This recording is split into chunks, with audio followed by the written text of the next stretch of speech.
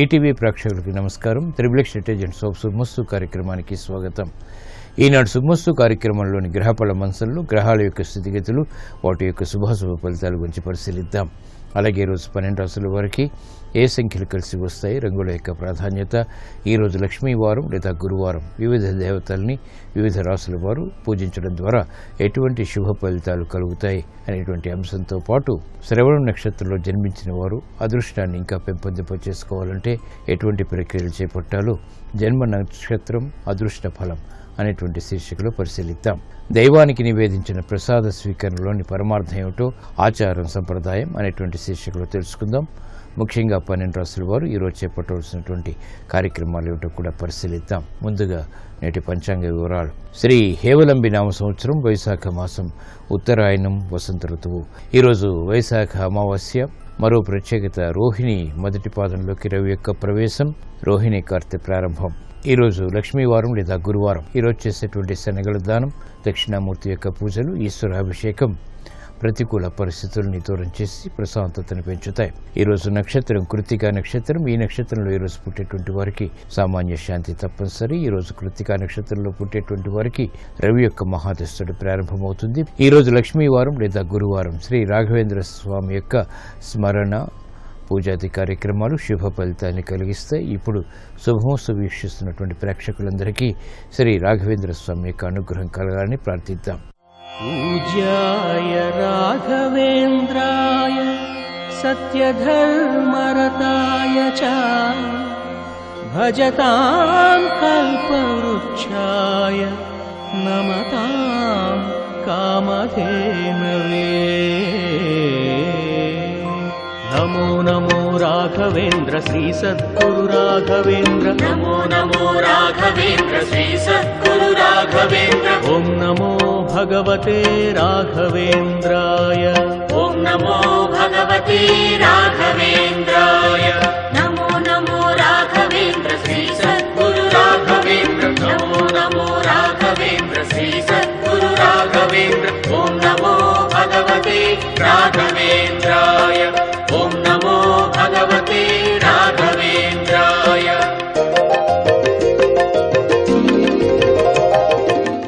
ఇప్పుడు గ్రహాల యొక్క స్థితిగతుల రీత్యా 12 రాశుల వారికి ఏర్పడేటువంటి శుభాశుభ ఫలితాలను తెలుసుకుందాం. ముందుగా మేషరాశి. ఈరోజు మేషరాశి వారిని పరిశీలించినట్లయితే ఆరోగ్య ప్రతికూలత తగ్గుతుంది. తెలివైనటువంటి నిర్ణయాల ద్వారా సమస్యలకు పరిష్కారాలు పొందగలుగుతారు. నూతన కార్యక్రమాలు గృహరీత్యా కూడా చేపట్టగలుగుతారు. అశాంతి సంఘటనల నుంచి బయటికి రావడానికి చేసేటువంటి ప్రయత్నాలు కలిసి వస్తాయి. గృహ కార్యక్రమాల్లో ఏర్పడినటువంటి ప్రతికూలత తగ్గుతుంది. విద్యా సంబంధిత కార్యక్రమాల్లో విజయాలు కూడా సాధించగలుగుతారు. పారిశ్రామిక రంగం వారికి మెరుగైనటువంటి అవకాశాలు వృత్తిపరంగా చోటు చేసుకుంటే, వ్యాపార రంగం వారికి ఆర్థిక పురోగవృద్ధికే చేసేటువంటి ప్రయత్నాలు కలిసి వస్తాయి. విద్యా సంబంధిత విషయాలు విద్యార్థులకి రాణిస్తాయి. క్రమశిక్షణతో కూడినటువంటి కార్యక్రమాలు మహిళలకు గృహపరంగా ఉపకరిస్తాయి. కోర్టు సంబంధిత వ్యవహారాల్లో న్యాయవాద వృత్తి వారు ప్రతికూల పరిస్థితుల్ని అధిగమించగలుగుతారు.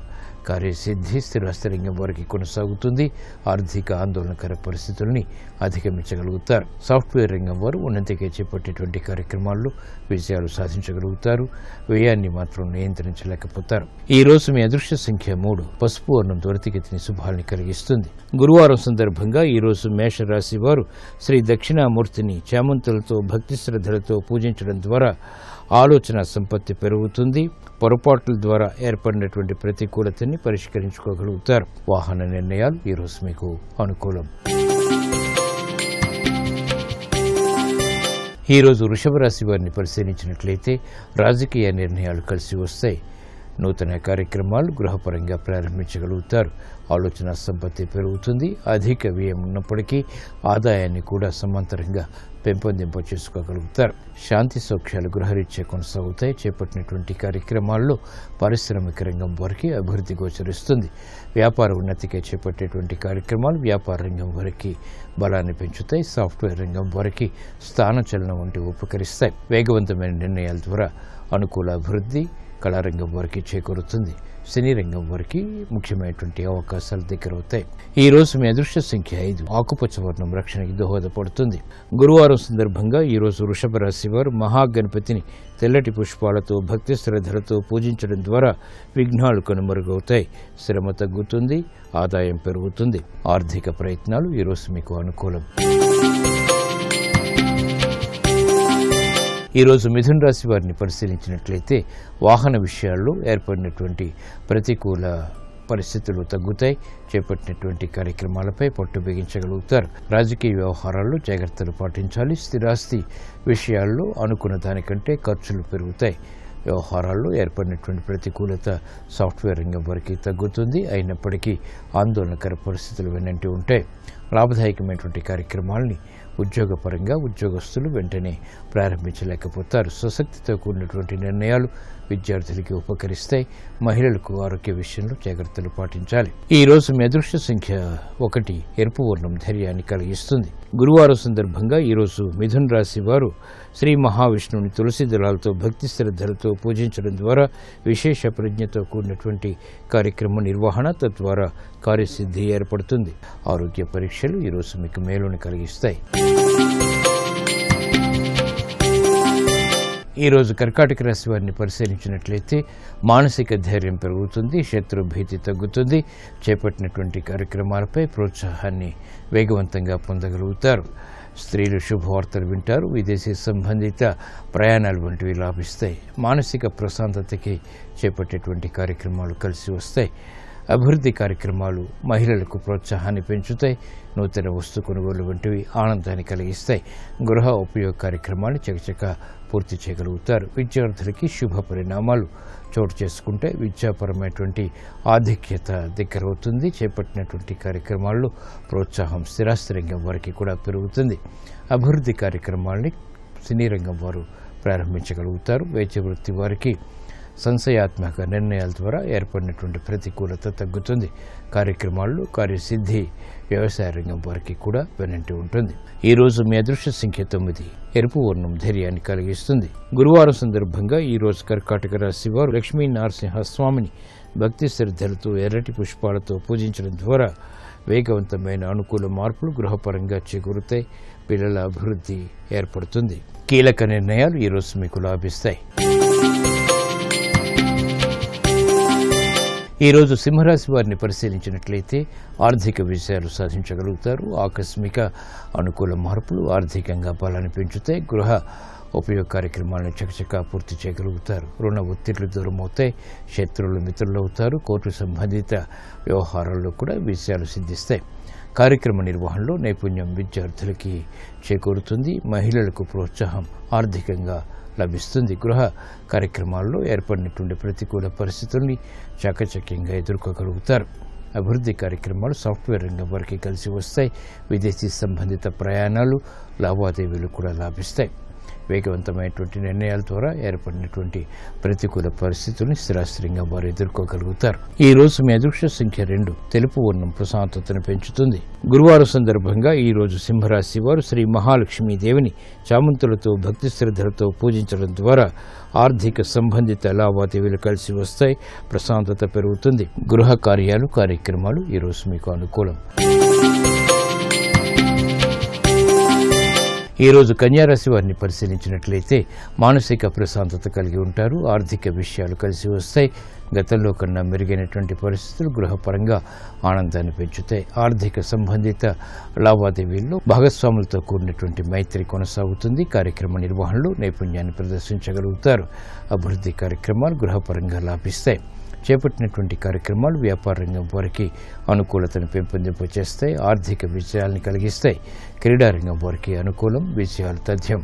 చేపట్టినటువంటి కార్యక్రమాలపై మహిళలకు ప్రోత్సాహం లభిస్తుంది. విదేశీ సంబంధిత ప్రయాణాలు వంటివి ఉపకరిస్తాయి. నూతన ఆలోచన విధానంతో కూడినటువంటి కార్యక్రమాలు విద్యార్థులకు ఉపకరిస్తాయి. వేగవంతమైనటువంటి నిర్ణయాలు క్రీడారంగం వారికి లాభిస్తాయి. న్యాయవాద వృత్తి వారికి అనుకూల పరిస్థితులు వృత్తిపరంగా చోటు చేసుకుంటాయి, బలాన్ని పెంచుతాయి. ఈ రోజు మీ అదృష్ట సంఖ్య 8. నీలపు వర్ణం మేలుని కలిగిస్తుంది. గురువారం సందర్భంగా ఈరోజు కన్యా రాశి వారు శ్రీ వెంకటేశ్వర స్వామిని తులసి దళాలతో భక్తి శ్రద్ధలతో పూజించడం ద్వారా విదేశ ప్రయాణాలు కలిసి వస్తాయి. ఆర్థిక లావాదేవీలు యోగిస్తాయి. విదేశీ లావాదేవీలు సంభాషణలు ఈరోజు మీకు అనుకూలం. ఈరోజు తులారాశి వారిని పరిశీలించినట్లయితే కార్యక్రమాల్ని ఆకస్మికంగా పూర్తి చేయగలుగుతారు. ప్రయాణాల విషయంలో జాగ్రత్తలు పాటించాలి. రాజకీయ వ్యవహారాల్లో అతి జోక్యం ద్వారా సమస్యలు ఎదురవుతాయి కాబట్టి జాగ్రత్తలు తప్పనిసరి. విదేశీ సంబంధిత లావాదేవీలు ఆకస్మికంగా యోగిస్తాయి. వ్యాపార సంబంధ బాంధవ్యాల విషయంలో ఏర్పడినటువంటి అలజడి తగ్గుతుంది. వేగవంతమైనటువంటి కార్యక్రమ నిర్వహణ పారిశ్రామిక రంగం వారికి ఉపకరిస్తుంది. ఆర్థిక నిర్ణయాల లోపాల ద్వారా ఏర్పడినటువంటి ప్రతికూలత పెరుగులోకి వస్తుంది. కార్యక్రమాన్ని వేగవంతంగా వ్యాపార రంగం వారు పూర్తి చేయలేకపోతారు. అభివృద్ధి కార్యక్రమాల్లో విద్యార్థులకి ఆటంకాలు ఎదురవుతాయి. స్వశక్తితో కూడినటువంటి నిర్వహణ స్థిరాస్తి రంగం వారికి తప్పనిసరి. భూ సంబంధిత వ్యవహారాల్లో జాగ్రత్తలు పాటించాలి. ఈ రోజు మీ అదృష్ట సంఖ్య 8. తెలుపు వర్ణం ప్రశాంతతను పెంచుతుంది. గురువారం సందర్భంగా ఈ రోజు తులారాశి వారు శ్రీ దక్షిణామూర్తిని చామంతులతో భక్తి శ్రద్ధలతో పూజించడం ద్వారా ఆలోచన సంపత్తి పెరుగుతుంది. పొరపాట్ల ద్వారా ఏర్పడినటువంటి ప్రతికూలతని పరిష్కరించుకోగలుగుతారు. విద్యా ప్రయత్నాలు ఈ రోజు మీకు అనుకూలం. ఈ రోజు వృశ్చిక రాశి వారిని పరిశీలించినట్లయితే మానసిక వైషమ్యాలు దూరం చేసుకోగలుగుతారు. ఆలోచన సంపత్తి పెరుగుతుంది. తెలివైనటువంటి నిర్ణయాల ద్వారా సమస్యలకు పరిష్కారాలు పొందగలుగుతారు. ఆర్థిక నష్టాల్ని భర్తీ చేసుకునేటువంటి కార్యక్రమాలు ఉపకరిస్తాయి. కార్యక్రమ నిర్వహణలో ఏకాగ్రత పెరుగుతుంది. పిల్లల అభివృద్ధి ఆనందాన్ని కలిగిస్తుంది. సమస్యలకు పరిష్కారాలు క్రమక్రమంగా పొందగలుగుతారు. ఆరోగ్య రక్షణ ఏర్పడుతుంది. వేగవంతమైనటువంటి కార్యక్రమ నిర్వహణ సాఫ్ట్వేర్ రంగం వారికి కలిసి వస్తుంది. ఆదాయాన్ని పెంపొందింప చేసుకునేటువంటి మార్గాలు వ్యాపార రంగం వారికి లాభిస్తాయి. ఆశయాల్ని సాధించుకునేటువంటి తృష్ణ కళారంగం వారికి పెరుగుతుంది. సినీ రంగం వారికి మెరుగైనటువంటి అవకాశాలు ఆర్థికంగా కలిసి వస్తాయి. నూతన కార్యక్రమాల్ని న్యాయవాద వృత్తి వారు చేపట్టగలుగుతారు. ఈ రోజు మీ అదృష్ట సంఖ్య 3. పసుపు వర్ణం త్వరితగతిని శుభాల్ని కలిగిస్తుంది. గురువారం సందర్భంగా ఈ రోజు వృశ్చిక రాశి వారు మహాగణపతిని తెల్లటి పుష్పాలతో భక్తి శ్రద్ధలతో పూజించడం ద్వారా విఘ్నాలు కనుమరుగవుతాయి. శ్రమ తగ్గుతుంది. ఆదాయం పెరుగుతుంది. గృహ కార్యాలు కార్యక్రమాలు ఈ రోజు మీకు అనుకూలం. ఈ రోజు ధనుస్సు రాశి వారిని పరిశీలించినట్లయితే ప్రతికూల పరిస్థితుల్ని అనుకూలంగా మరల్చుకోగలుగుతారు. ఆర్థిక విజయాలకి చేసేటువంటి కార్యక్రమాల్లో ఆత్మవిశ్వాసం పెరుగుతుంది. నూతన కార్యక్రమాలు విద్యాపరంగా విద్యార్థులు చేపట్టగలుగుతారు. మహిళలకు అలసత్వం పెరుగుతుంది. ఆర్థిక విషయాల్లో జాగ్రత్తలు పాటించాలి.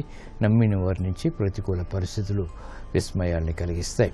ఆర్థిక పురోభివృద్ధికి చేపట్టేటువంటి కార్యక్రమాల్లో పారిశ్రామిక రంగం వారికి చిరు సమస్యలు ఎదురవుతాయి. స్థిరాస్తి రంగం వారికి ఆర్థిక సమస్యలు ప్రారంభమవుతాయి. కార్యక్రమ నిర్వహణలో సాఫ్ట్వేర్ రంగం వారు ప్రతికూల పరిస్థితుల్ని ధైర్యంగా ఎదుర్కోలేకపోతారు. ఈ రోజు మీ అదృష్ట సంఖ్య 5. ఆకుపచ్చ వర్ణం రక్షణకి దోహదపడుతుంది. గురువారం సందర్భంగా ఈ రోజు ధనుస్సు రాశి వారు మహాకాళి అమ్మవారిని భక్తి శ్రద్ధలతో ఎర్రటి పుష్పాలతో పూజించడం ద్వారా ఏలినాటి శని ద్వారా ఏర్పడేటువంటి అతి ప్రతికూలత కనుమరుగవుతుంది. వ్యాపార ఒప్పందాలు ఈ రోజు మీకు అనుకూలం. ఈ రోజు మకర రాశి వారిని పరిశీలించినట్లయితే ఆర్థిక సంబంధిత లావాదేవీలు కలిసి వస్తాయి. అదృశ్య సంఘటనలు గృహరీత్యా చోటు చేసుకుంటాయి. స్వశక్తితో కూడినటువంటి కార్యక్రమాల ద్వారా విజయాలు సాధించగలుగుతారు. ఆలోచన విధానంలో మంచి మార్పులు చేకూరుతాయి. కార్యసిద్ధి అన్ని రంగాల వారికి దగ్గరవుతుంది. శ్రమ అధికంగా ఉన్నప్పటికీ ఆర్థిక విజయాలు బలాన్ని పెంచుతాయి. కార్యక్రమాల్ని వేగవంతంగా సాఫ్ట్వేర్ రంగం వారు పూర్తి చేయగలుగుతారు.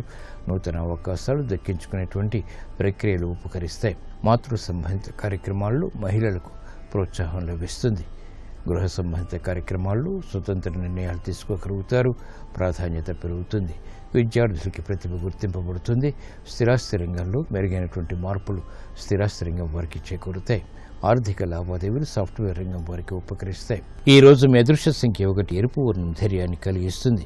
గురువారం సందర్భంగా ఈరోజు మకర రాశి వారు శ్రీ వెంకటేశ్వర స్వామిని తులసి దళాలతో భక్తి శ్రద్ధలతో పూజించడం ద్వారా అదృష్ట సంఘటనల్ని ఆహ్వానించగలుగుతారు. ఆర్థిక లావాదేవీలు, సంభాషణలు, ప్రక్రియలు ఈరోజు మీకు అనుకూలం. ఈరోజు కుంభరాశి వారిని పరిశీలించినట్లయితే కార్యక్రమ నిర్వహణలో నైపుణ్యం తప్పనిసరి.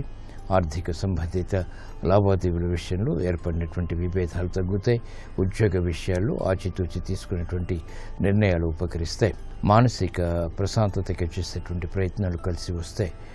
గృహ సంబంధిత కార్యక్రమాల్లో శుభ ప్రయత్నాలు లాభిస్తాయి.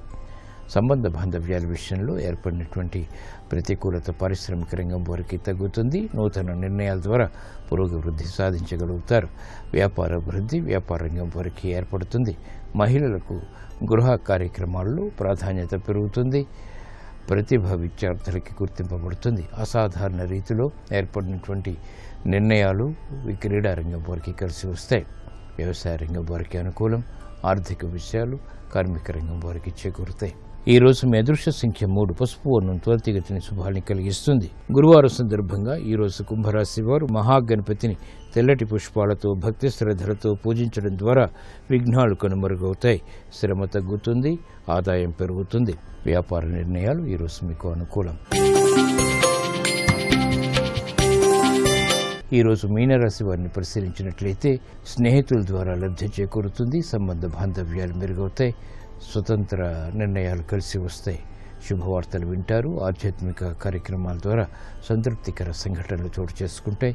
ఆత్మవిశ్వాసం పెరుగుతుంది. కార్యక్రమాన్ని వేగవంతంగా వ్యాపార రంగం వారు చేపట్టగలుగుతారు. సాఫ్ట్వేర్ రంగం వారికి అనుకూల పరిస్థితులు ఏర్పడతాయి. స్నేహితుల ద్వారా లబ్ధి చేకూరుతుంది.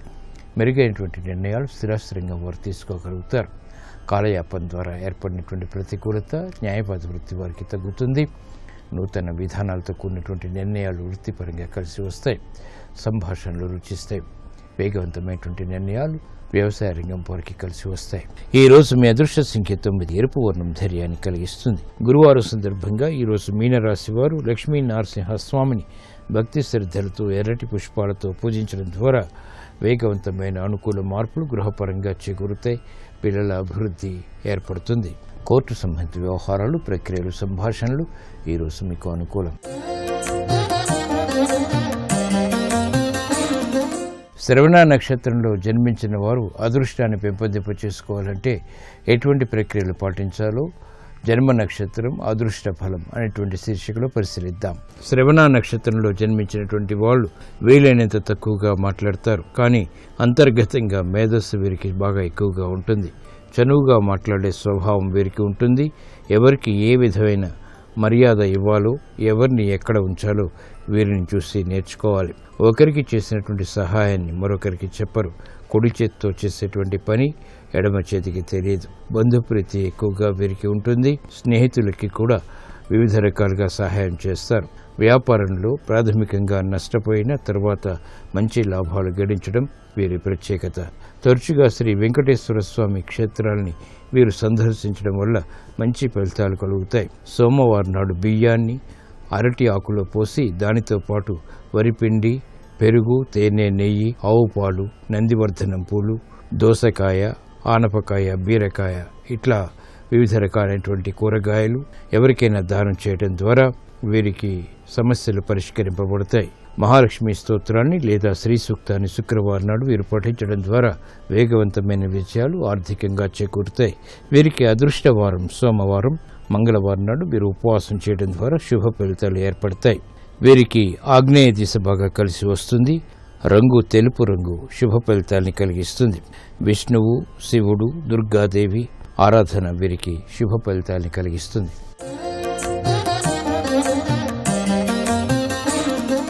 దైవానికి నివేదించినటువంటి ప్రసాదాన్ని ఇతరులకి పంచడంలోని పరమార్థం ఏమిటో ఆచారం సంప్రదాయం అనేటువంటి శీర్షికలో తెలుసుకుందాం. భగవంతుని ఏదైనా అర్పిస్తే తిరిగి ఆయన మనకు జ్ఞానం, ప్రకాశం ప్రసాదిస్తాడు. ప్రసాదం శబ్దంలోని ప్ర అంటే జీవనం, సాదం అంటే సత్యం. ప్రసాదాన్ని భగవంతునికి సమర్పిస్తున్నప్పుడు మన జీవితాన్ని నడిపేటువంటి సత్యానికి దానితో పాటు జీవనం అర్పిస్తున్నట్లు భావించాలి. దీన్ని భగవంతుడు స్వీకరించి మనకి ఉత్తమ జీవితాన్ని ప్రసాదిస్తాడు.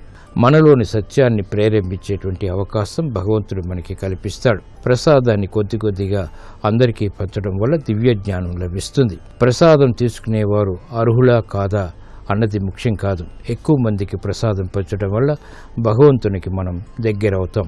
ఎంత ఎక్కువ మందికి ఇవ్వగలిగితే అంత మంచిది. ధర్మశాస్త్రంలో పూజ సామాన్య ప్రక్రియ కాదు. ఇందులోని ప్రతి క్రియకు ఒక విశేష మహత్వం ఉంది. అది పాటించి చేసినటువంటి పూజ ఉత్తమ ఫలితాన్ని కలిగిస్తుంది. రేపు రోహిణీ నక్షత్రం ఉంది. రోహిణీ నక్షత్రం శుక్రవారంతో కలిసి వచ్చింది కాబట్టి మిత్రయోగం ఉంటుంది. ఈ మిత్రయోగం అనేది మిత్రలాభాన్ని కలిగింపజేస్తుంది. మిత్రులతో ప్రత్యేకమైనటువంటి కార్యక్రమాలు నిర్వహించడానికి, మిత్రులతో కీలకమైనటువంటి చర్చలు నిర్వహించడానికి రేపటి నక్షత్ర బలం విశేషంగా సహకరిస్తుంది. జ్యోతిష శాస్త్ర వేదాంగ శాస్త్రాల అధ్యయనాన్ని ప్రారంభించడానికి కూడా రేపు అనుకూలమైన రోజుగా చెప్పవచ్చు. ముఖ్యమైనటువంటి దస్తావేజులు వ్రాయించుకోవటానికి రేపటి నక్షత్ర బలం విశేషంగా సహకరిస్తుంది. నూతన ఆభరణాలు ధరించడానికి, మోటారు వాహనాలు కొనుగోలు చేయడానికి కూడా రేపు అనుకూలమైన రోజుగా చెప్పవచ్చు. వివాహపరమైన కీలకమైన చర్చలు నిర్వహించడానికి, పోటీ పరీక్షల కోసం ప్రత్యేకమైన కోచింగులు స్వీకరించడానికి కూడా రేపటి నక్షత్ర బలం చక్కగా ఉపకరిస్తుంది.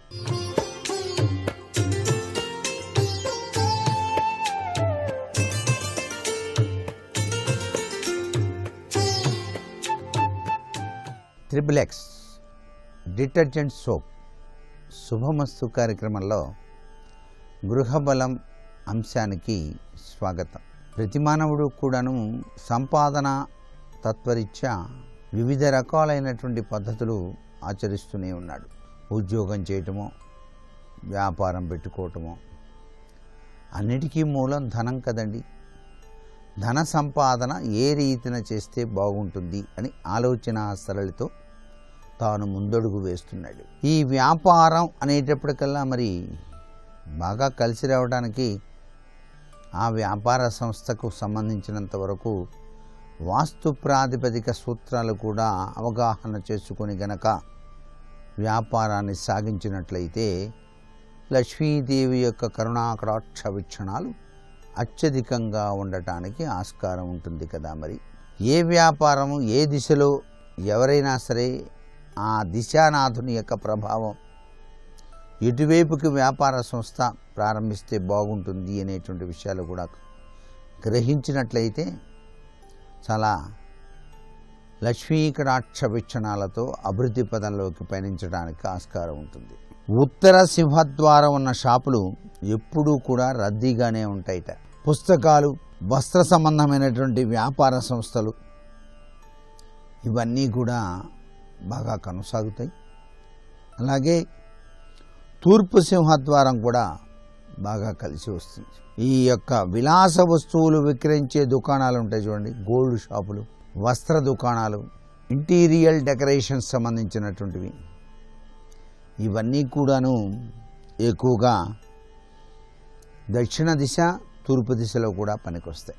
ఈ ఐరన్ సంబంధించినటువంటివి, వాహన విక్రయ సంస్థలు ఎప్పుడూ కూడా ఈ వాహన విక్రయ సంస్థలు అనేటువంటివి తూర్పు దిశలో కానీ, పడమర దిశలో కానీ, వాయవ్య దిశలో కానీ తెరుచుకునే విధంగా షాపులు ఉండాలి. తూర్పు, పడమర, వాయువ్యం ఇటువైపు తెరుచుకునేటువంటి విధి విధానంగా కనుక ఉన్నట్లయితే వ్యాపార లావాదేవీలు చాలా చక్కగా కలిసి వస్తాయి సుమా. ఇది తెలుసుకోకుండా మీరు ఏదోలే అని చెప్పేసి వ్యాపారం సాగిస్తే మళ్ళీ ఇబ్బంది గురవుతారు కదా. మరి అందుకే ఈ విషయాన్ని బాగా అవగాహన చేసుకోండి. వ్యాపార లక్షణం కలిగిన ప్రతి ఒక్కరూ కూడా డాబాలు, రెస్టారెంట్లు ఇట్లా పెట్టుకునేటువంటి వాళ్ళు, అంటే తిండికి సంబంధించినటువంటి ముఖ్యాంశాలు, ఆహార పదార్థాలకు సంబంధించిన వ్యాపారాలు దక్షిణ ఆగ్నేయ ముఖద్వారం కలిగివి బాగా రాణిస్తాయి. హోటల్స్, రెస్టారెంట్స్ ఇవన్నీ కూడాను దక్షిణ ముఖద్వారం ఉండటం మంచిదే. స్త్రీ సంబంధమైనటువంటి అలంకరణ, ఆభరణాలు ఇలాంటి విక్రయశాలలు కూడా దక్షిణ ఆగ్నేయ దిశ బాగా కలిసి వస్తుంది. ఎలక్ట్రానిక్స్, మోటార్ పంపు సెట్ల షాపులు, దక్షిణాభిముఖంగా ఉండే వ్యాపార లావాదేవీలు భారీగా ఉంటాయి. దక్షిణం ఎంత గొప్పదో చూడండి. మరి షాపులు కట్టేటువంటి వాళ్ళు దక్షిణం వైపు షాపింగ్ కాంప్లెక్స్ కట్టుకుంటే చాలా విశేషంగా ఉంటుంది అని చెప్పేసి ఇక్కడ అర్థం చేసుకోవాలి. దుకాణాల్లో వస్తువులు అమర్చేటప్పుడు పడమర, దక్షిణంలో చాలా బరువైనవి, తూర్పు, ఉత్తరాల్లో చాలా తేలికమైనవి అమర్చుకోవటం చాలా మంచిది. తొందరగా అమ్మవలసిన వస్తువులు ఉంటే షాపులో వాయువ్య దిశలో పెట్టండి. అతివేగంగా అమ్మి లాభాలు గడించవచ్చు. దుకాణ ప్రవేశ ద్వారానికి లోపల బయట శుభ సూచికం చూపించేటువంటి గణపతి స్టిక్కర్స్ని అంటించండి. స్థితిపతి, నిధిపతి, ప్రియపతి గణపతి, ఆయన అనుగ్రహం లేనిది ఏది సాధించలేం మనం. ఆ స్వామివారి యొక్క స్టిక్కర్ అంటించండి. దుకాణానికి కావలసిన ఫర్నిచర్ అంతా కూడాను టేకు చెక్కతోనే చేయించుకొనండి, లేదా మామిడి లేదా పాత కర్రతో చేయించవద్దు. మీరు చేయించుకునే కౌంటర్ వంకర టింకరగా ఉండకూడదు. తస్మాత్ జాగ్రత్త. గుండ్రంగా కూడా ఉండకూడదు. చతురస్రం, దీర్ఘచతురస్రంగానే ఉండాలండి. ఇది ముఖ్యం వ్యాపార సంస్థ నడిపేటువంటి ప్రతి ఒక్కరికి కూడా. దుకాణానికి బయట ఎటువంటి అద్దాలు కూడా అమర్చద్దు. దానివల్ల లక్ష్మీదేవి బయటికి పోవటమే కాక లోపలికి మాత్రం రాదు. దుకాణం బయట అద్దం పెడతారా? పెట్టకూడదు. అలా పెట్టినట్లయితే లక్ష్మీదేవి బయటే ఉంటుంది. దుకాణానికి వచ్చే వినియోగదారులు కూర్చోవడానికి చిన్న చిన్న పరుపులు వేయండి. వాటిపై వేసే దుప్పట్లు కూడా తెలుపు రంగులోనే ఉంచండి. గోల్డ్ షాప్స్, వస్త్ర దుకాణాల్లో మనం చూస్తూ ఉంటాం. ఇదంతా దుకాణ రీత్యా లక్ష్మీదేవి అనుగ్రహం పొందడానికి నియమాలన్నమాట. దుకాణాలకు, వ్యాపార సంస్థలకు వేసే రంగులు తెలుపు లేక గులాబీ, లేత ఆకుపచ్చ, లేత నీలి రంగులో ఉంటే ఆకర్షణీయంగా ఉండి వ్యాపార లావాదేవీలు ఎక్కువగా జరుగుతాయి. ఇది చాలా ముఖ్యమైనటువంటి విషయం అండి. ప్రతి వాళ్ళు గుర్తుపెట్టుకోవాలి. దుకాణ సంస్థలు ఏవైనా సరే వ్యాపార రంగంలో రాణించడానికి తెలుపు రంగు, గులాబీ రంగు లేక లేత నీలం రంగు ఆకర్షణీయంగా ఉంటాయి అనే విషయాన్ని గుర్తుపెట్టుకోండి. దుకాణం నుంచి కస్టమర్లకు ఇవ్వవలసిన వస్తువులని వాయువ్య దిశ నుంచి పార్సిల్ చేసి ఇవ్వండి. మరలా వస్తూ ఉంటారు వాళ్ళు. ఈ షాపు చాలా బాగుందబ్బా, చాలా బాగుంటుందని చెప్పేసి అనుకుంటూ బయటికి వెళ్తారు. మళ్ళీ ఇంకోళ్ళకి చెప్తారు, వాళ్ళు ఇంకోళ్ళకి చెప్తారు. ఈ పార్సిల్స్ కట్టే విధానం మాత్రం వాయువ్యంలో కట్టాలి. ఇంత గొప్ప విషయాలు చెబుతున్నాం, గుర్తుపెట్టుకోండి. ఇవన్నీ కూడా మీకు వ్యాపార కేంద్రంలో వ్యాపారం బాగా జరగటానికి ముఖ్యమైనటువంటి విశేషాంశాలు. మరి కస్టమర్తో మాట్లాడేటప్పుడు యజమాని ఈశాన్య దిశను చూస్తూ మాట్లాడితే వ్యాపార లావాదేవీలు బాగా జరుగుతాయి. కస్టమర్లు కూడా ఆకర్షితులవుతారు. వ్యాపార లక్షణం ఇదంతా. నవ్వుతూ పలకరించాలి. ఆ కస్టమర్తో మాట్లాడే యజమాని ఈశాన్యం వైపు తిరిగి కనుక మాట్లాడితే వ్యాపార లావాదేవీలు కూడా చాలా బాగా కలిసి వస్తాయి. కార్యాలయాల్లో సిబ్బందికి ఏర్పాటు చేసే బల్లలు మరీ పెద్దవిగాను మరీ చిన్నవిగాను కాకుండా సమమైనటువంటి సైజులో ఉంటే మంచిది. టేబుల్ సదుపాయం కూడా ఉంటే మంచిది. అవి చతురస్రాకారంగా ఉండేటట్టుగా సిబ్బంది మన అడుగుజాడల్లో ఉంటారు. టేబుల్ ఎప్పుడూ కూడా తూర్పు ఉత్తర గోడలకు తగలకుండా ఉండాలి. టేబుల్స్ అనేటువంటివి తూర్పు ఉత్తర గోడలకు తగలకుండా ఏర్పాటు చేయండి. టేబుల్ ఎప్పుడూ తూర్పు ఉత్తర గోడలకు తగలకుండా ఉండాలి. యజమాని టేబుల్ పైన టెలిఫోన్ ఎప్పుడూ కూడా ఆగ్నేయ దిశగా ఉంచుకోవాలి. టెలిఫోన్ దగ్గరలో మంచినీళ్ళు, కూల్ డ్రింక్స్ ఇట్లాంటివి ఏవి కూడా ఉండకూడదు. వాటి వలన వచ్చే కాల్స్ కూడా హితకరమైనవిగా ఉండవు. ఈ కూల్ డ్రింక్స్ కానీ వాటర్ కానీ ఉన్నట్లయితే. కార్యాలయం గదుల్లో ఉన్నటువంటి ఎయిర్ కండిషనర్లు ఉత్తరం ఈశాన్యాల్లో బిగించకూడదు. పడమర లేదా వాయువ్య దిశలో బిగించాలి. కార్యాలయాల్లో ఫ్రిడ్జ్ గనక ఉంటే ఆగ్నేయ దిశలో ఉండాలి. కార్యాలయాల్లో గడియారాలు తగిలించేటప్పుడు కూడా తూర్పు ఉత్తర గోడలకు తగిలిస్తే మంచిది. పడమర వైపు సామాన్యం, దక్షిణ దిశలో మాత్రం ఎటువంటి పరిస్థితిలో పెట్టద్దు. గడియారం గుర్తుపెట్టుకోండి, దక్షిణ దిశలో పెట్టకూడదు అనర్థం. కార్యాలయంలో తిరగని వాచీలు ఎట్టి పరిస్థితుల్లో ఉండద్దు. అలాగే వాల్ క్లాకులు వాడు ఎప్పుడూ కూడా పనిచేస్తూ ఉండాలి. ఆగిపోయిన గడియారం అనర్థదాయకం అనే విషయాన్ని గుర్తుపెట్టుకోండి. పాత రికార్డులు కానీ అవసరం పడని ఫైళ్లు కానీ నైరుతి దిశలోనే ఉంచండి. కోర్టు సంబంధమైనటువంటి ఫైళ్లు ఏమైనా కనుక ఉన్నట్లయితే ఈశాన్య దిశలో కానీ తూర్పు దిశలో కానీ ఉండొచ్చు. కోర్టు ఫైళ్లు దక్షిణ దిశలో ఉంచితే మాత్రం తిరిగి మరలా దావాలు ప్రారంభమై కోర్టు చుట్టూ తిరగవలసిన పరిస్థితి ఏర్పడుతుంది. తస్మాత్ జాగ్రత్త. మరికొన్ని ముఖ్య విషయాలు రేపటి శుభమస్తు కార్యక్రమంలో తెలుసుకుందామా? మరి సర్వే జనా సుఖినో భవంతు.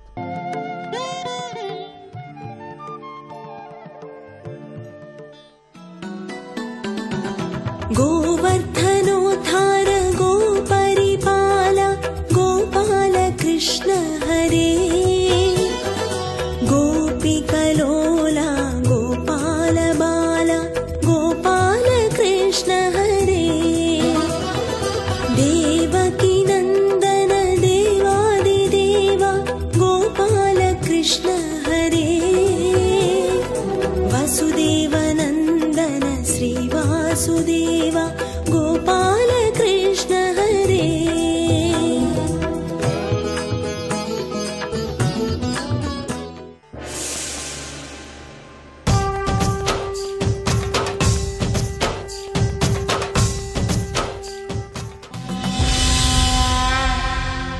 నిత్యమా జీవితము నీటిపై బుగ్గ. నీటి మీద బుడగ ఎంతసేపు ఉంటుందంటే ఎవరు చెప్పగలరు? రంగురంగులుగా కనపడుతూ ఉంటుంది, టప్ అని పేలిపోతుంది. ఏమో ఎవరికి తెలుసు బుడగ ఎప్పుడు పేలిపోతుందో? పేలిపోయిన తరువాత రమ్మంటే ఎక్కడి నుంచి వస్తుంది? కురుపుణ్య మహోరాత్రం. రాత్రి పగలు ఆలోచించుకో. మంచి పనులు ఏవున్నాయో అవి నీ జీవుడి కొరకని గుర్తు పెట్టుకుని చేసుకో. మళ్ళీ చేసుకుందామంటే మనుష్య జన్మ వస్తుందో రాదో ఎవరికి తెలుసు? కాబట్టి అది ఆర్ద్రత.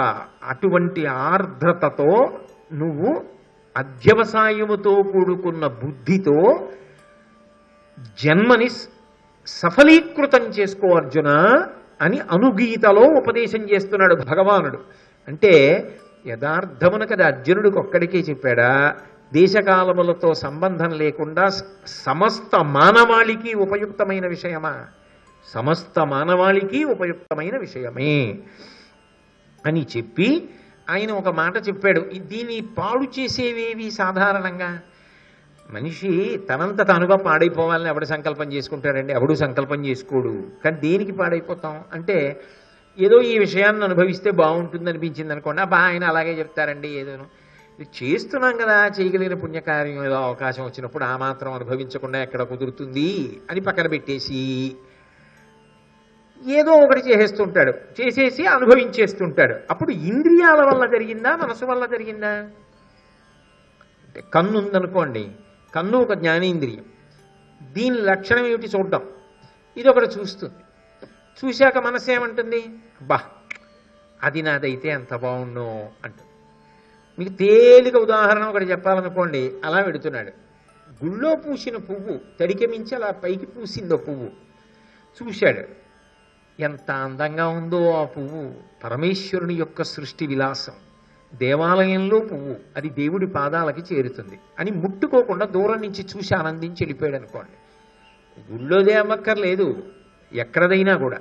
కాబట్టి అది చూసినప్పుడు కన్నుకి చూడడం ధర్మం చూసింది, కంటికి నదరా బాగుంది, కన్ను ఆగింది. అలా వెంటనే మనసు నాదైతే బాగుండు. అలా ఓసారి చూసి ఆ పువ్వు చటుక్కున కోసేసి అని గట్టిగా ఓ 10 మాటలు పీల్చేసి 4 రేకులు పీకేసి నోట్లో వేసుకుని ఆ ఊడిపోతున్న రేకులతో ఉన్న పువ్వు అలా ఎక్కడో పారేసి వెళ్ళిపోయాడు. ఇప్పుడు అలా ఎందుకు జరిగింది? కృష్ణ పరమాత్మ అర్జునుడికి ఒక గొప్ప ఉపాఖ్యానం చెప్పాడు. ఓసారి అర్జున, మనసుకి ఇంద్రియాలకి దెబ్బలాట వచ్చింది. మనసు అంది, మీరేం చేస్తారే, మీ అంత మీరు చేసేదేం ఉండదు, అనుభవం నాది. కంటితో చూస్తే ఎవరు ఆనందించాలి? నేను. మనసు. నేను ఆనందిస్తే కదా కన్ను చూడడం వల్ల ఉపయోగం. చెవులు విన్నాయి, ఎవరు ఆనందించాలి? మనసు ఆనందించాలి. చెవికి వినడ ధర్మం పట్టుకోవడం ఎవరు పట్టుకోవాలి? మనసు పట్టుకోవాలి. కాబట్టి పట్టుకునేది నేను. మీరు ఉండి ప్రయోజనమే ఉంది. నేను లేనినాడు, నేను ఉన్నాను కాబట్టి మీకు ఉపయోగం, మీకు ఆస్తిత్వం లేనినాడు, నేను మనసుని లేనినాడు మీరు జ్ఞానేంద్రియములు ఉన్నా ఉపయోగము లేదు అంది మనసు. అంటే ఇంద్రియములు అన్నాయి, చాలేదు బడాయి, మేము లేనినాడు నువ్వు ఉంటే మాత్రం ఉపయోగం ఏముంది? ఏమీ లేదు అన్నాయి. ఎందుకు లేదు అంది.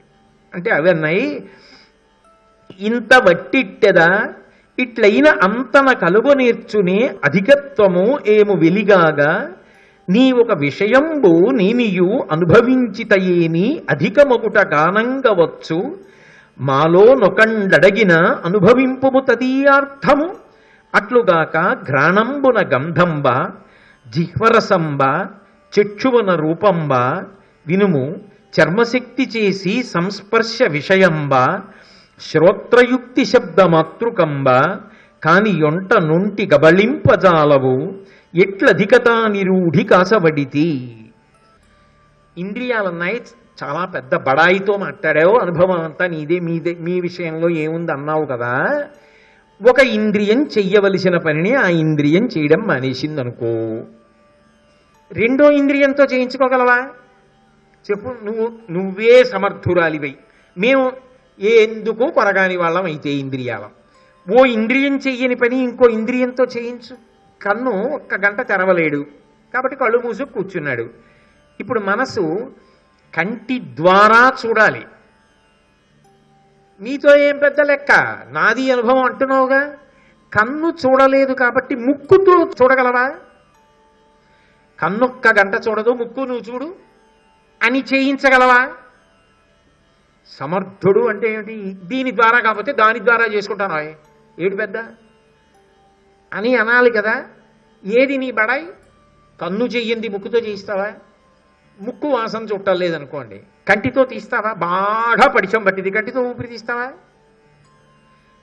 నాలుక రుచి చెప్పాలి, నాలుకతో చెప్పని రుచి కంటితో చూడగలవా? ఇంకేమైనా ఉందా?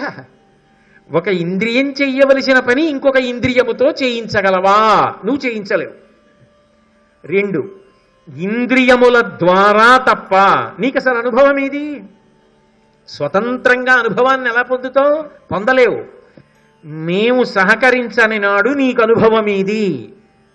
లేనే లేదు. కాబట్టి మేము గొప్ప, నువ్వు కాదు అన్నాయి ఇంద్రియాలు.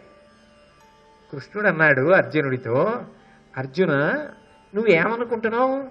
ఇంద్రియాలు గొప్పవనుకుంటున్నావా, మనసు గొప్పదనుకుంటున్నావా అని ఆయనే ఒక మాట చెప్పాడు. నిజానికి కృష్ణ మనిషికి తనంత తాను పరిశీలించుకోడు, కానీ లోపల ఒక పెద్ద నాటకం నడుస్తూ ఉంటుంది. మనసేమో ఇంద్రియములను ఆధారం చేసుకుని అనుభవాన్ని గణించి జ్ఞాపకంగా దాచుకుంటూ ఉంటుంది, మళ్ళీ మళ్ళీ అడుగుతూ ఉంటుంది. ఆ అనుభవము జ్ఞాపకము అంటే వాసన అంటారు. దాన్ని అలా గుర్తు పెట్టుకునే గుణం మనసుకి లేదనుకోండి, ఎప్పుడు అనుభవించినప్పుడు మర్చిపోయింది అనుకోండి, అసలు భోగమునందు అనురక్తి అన్న మాట లేదు. కాబట్టి అనుభవము అనేటటువంటిది, జ్ఞాపకం పెట్టుకోవడం అనేది, మళ్ళీ మళ్ళీ అడగడం అనేది ఎవరి వలన ఉంటుంది? మనసు వలన ఉంటుంది. ఇంద్రియములు ఏం చేస్తాయి అంటే, ఇంద్రియములు ఎప్పుడూ కూడా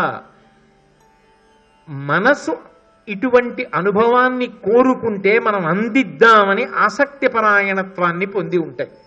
కన్ను ఎక్కడి వరకు వెళ్ళగలదు అంటే, బా చాలా బాగుందే, చాలా బాగుంది అని మళ్ళీ మళ్ళీ మళ్ళీ మళ్ళీ కన్ను అలా తదేకంగా చూస్తుంది. కన్ను తదేకంగా చూడడం దేనికి అంటే మనసుకి సంకేతం, నువ్వు అనుభవించు అనుభవించు. అనుభవం దగ్గర అది పూర్తవుతుంది. అంటే రమణత్వము అంటారు. నువ్వు రమించు రమించు అన్న సంకేతాన్ని ఇంద్రియం మనసుకిస్తోంది. ఇంద్రియము ద్వారా అనుభవం మనసుకు అందుతోంది. దాని ద్వారా అది వాసనాబలంగా జ్ఞాపకం పెట్టుకుంటోంది. ఇవి రెండు కలిసి నాటకాన్ని తిప్పుతుంటాయి. ఈ తిప్పుతూ ఉండడంలో పాపపుణ్యాలు నడుస్తుంటాయి. ఇది జాగ్రత్తగా అసలు తనని తాను పరిశీలించుకోవడం అలవాటైతే అర్జున, మనిషి మనసు ఇంద్రియములు కలిసి చేసే తమాషాని పట్టుకుంటాడు. కాబట్టి ఈ విషయముల యందు నువ్వు బాగా నిష్ణాతుడివిగా ఈ పరిశీలనం అనేటటువంటిది బాగా నేర్చుకో. అది అసలు జీవితంలో నేర్చుకోవలసిన విషయం. లేనినాడు మనుష్య శరీరమునకు భగవంతుడిచ్చిన అంతఃకరణానికి బుద్ధికి ప్రయోజనము లేకుండా పోతుంది అని ఇంకొక మాట అన్నాడు. పదపడి ధర్మాచరణము వదలు తత్సూక్ష్మవిధము బుధజనుల కడం కదలక నిలచి ఎరిగి కొన విదితంబగువారి శీల వృత్తములగడున్. అన్నిటికన్నా ప్రధానమేది అంటే ధర్మమే. ధర్మచట్రంలోకి ఇమిడిన భోగము నువ్వు అనుభవించడము నీకు ఎప్పుడూ కూడా ప్రమాదకరము కాదని జ్ఞాపకం పెట్టుకో అర్జున. ధర్మచట్రములోనికి ఇమడాలి. ధర్మచట్రములోనికి ఇమడం అంటే అది వ్యక్తిని బట్టి ఉండదు, ఆశ్రమాన్ని బట్టి ఉంటుంది. బ్రహ్మచారి యొక్క ధర్మచట్రంలోకి కొన్ని ఇమడవు, గృహస్థు యొక్క ధర్మచట్రంలోకి కొన్ని ఇమడవు, వానప్రస్థు ధర్మచట్రంలోకి కొన్ని ఇమడవు, సన్యాసి ధర్మచట్రంలోకి కొన్ని ఇమడవు. సన్యాసి ధర్మచట్రంలోనికి ఇమడనివి నీకు ఇమడవని నువ్వు నిర్ణయం చేసుకోవద్దు. నువ్వు గృహస్థువి, నీవు గృహస్థులాగే ఉండాలి. వానప్రస్థులాగే ఉండాలి. బ్రహ్మచారిలాగే ఉండాలి. ధర్మము ప్రధానమని జ్ఞాపకం పెట్టుకో. ధర్మచట్రములో ఇమిడినవి చెయ్యడము నువ్వు కర్మపాశముల నుండి విడిపోవుటకు కారణమగుచున్నది. ఇలా తిప్పితే కట్టాను, ఇలా తిప్పితే విప్పాను, అంతే తేడా. నీవు ఏ ఆశ్రమమునందున్నావో ఆ ఆశ్రమమునకు తగిన కర్మ మాత్రమే చెయ్యాలి. అంతేకాని గృహస్థాశ్రమంలో ఉండి అక్కరలేని అనవసరపు వైరాగ్య మాటలు మాట్లాడుకోండి. ఏమిటో ఇవన్నీ పనికిరాదు. గృహస్థాశ్రమంలో ఉన్నవాడివి గృహస్థాశ్రమంలో ఉన్నవాడిగానే బ్రతకాలంతే. ఆ పండవలసినటువంటి స్థితి ఒకప్పుడు వస్తుంది. అది 3 తరాలు దాటిన తర్వాత ఎప్పుడు పండాలో అప్పుడు. బ్రహ్మచారి ధర్మచట్రములోకి ఇమిడేవి బ్రహ్మచారి చెయ్యాలి. ఆయనకి ఏకాదశి ఉపవాసం లేదు. ఎందుకని ఆయన చదువుకోవాలి, ఆయన గురు శుశ్రూష చెయ్యాలి. 365 రోజులు భోజనం చెయ్యాలి. భోజనం చేసి ఆయన బాగా చదువుకోవాలి. ఎందుకంటే అప్పుడు ఆయన చదువుకున్నదేదో అదే ఆయనకు జీవితాంతము పటిమగా నిలబడుతుంది. మధ్యాహ్నం నేను చేసిన భోజనం ఏదో అదే నాకు రాత్రి వరకు బలంగా నిలబడుతుంది. అందుకే బ్రహ్మచర్యము భోగమునకు దూరము, చదువునందు మాత్రమే నిష్ట.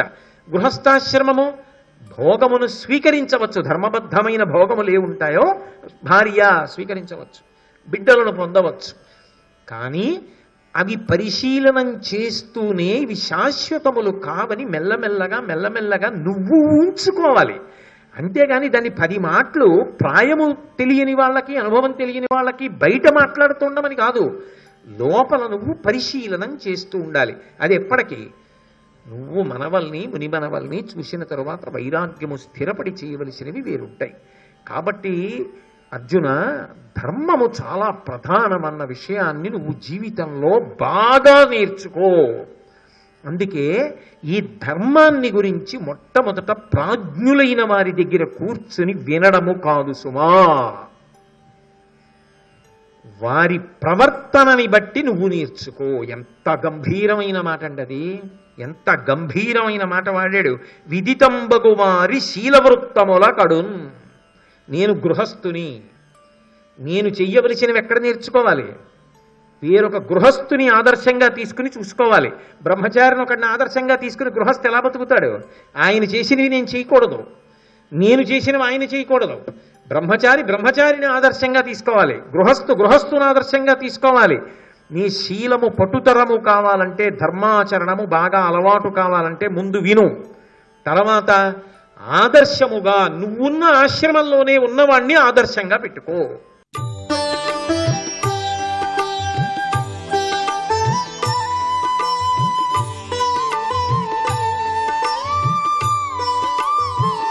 సర్వం శ్రీ ఉమామహేశ్వర పరబ్రహ్మార్పణమస్తు.